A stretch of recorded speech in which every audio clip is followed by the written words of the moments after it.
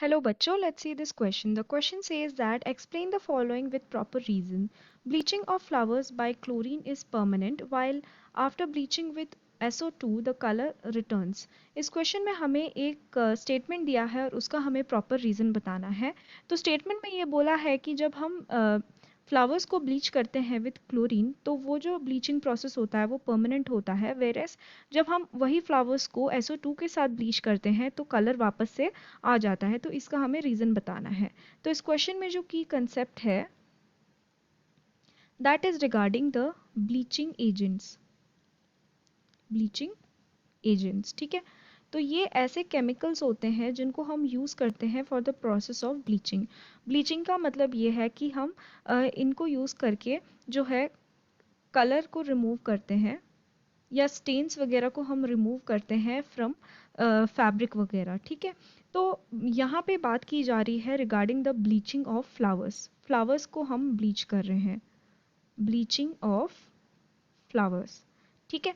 तो दो वे से हमने इन फ्लावर्स को ब्लीच किया. पहले तो इन्होंने बोला फर्स्ट ब्लीचिंग किसके थ्रू की हमने, क्लोरीन के थ्रू, और बोला कि क्लोरीन के थ्रू जब हमने ब्लीचिंग की तो वो जो ब्लीचिंग थी वो परमानेंट ब्लीचिंग हुई, यानी कि कलर चला गया और वापस नहीं आया.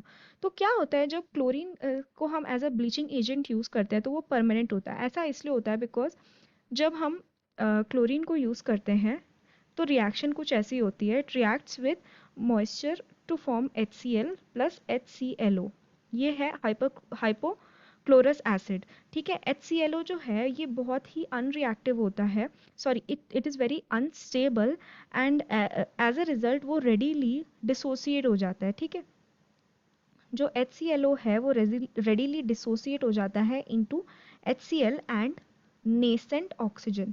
अब ये जो नेसेंट ऑक्सीजन रहता है ना, ये क्या होता है, इसका बहुत ही ज़्यादा स्ट्रॉन्ग ऑक्सीडाइजिंग इफेक्ट रहता है, ब्लीचिंग इफेक्ट रहता है, एंड एज अ रिजल्ट वो क्या करता है, फ्लावर का जो कलर है इससे फ्लावर कैसा हो जाता है, कलरलेस हो जाता है, ठीक है.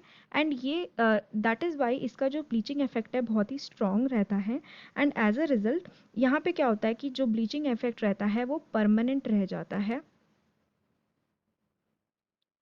ठीक है. तो this is what happens in the process of bleaching with chlorine.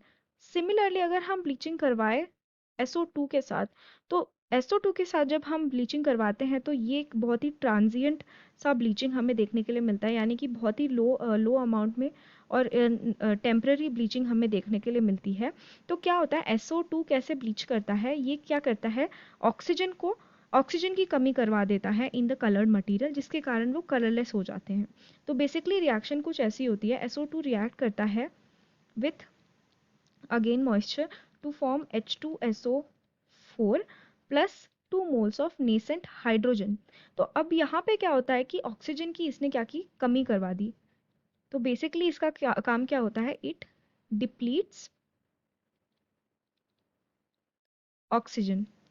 अब ऑक्सीजन की कमी करवाते ही क्या होता है कि वो जो पर्टिकुलर फ्लावर है वो कलरलेस हो जाता है. लेकिन एज वी नो कि एटमॉस्फेयर के अंदर ऑक्सीजन तो प्रेजेंट रहता है, तो एटमॉस्फेरिक ऑक्सीजन क्या करता है, वापस से ऑक्सीजन को रिस्टोर कर देता है, and as a result colour जो है, फ्लावर का जो कलर है वो रिटर्न हो जाता है, फ्लावर कलर रिटर्न्स.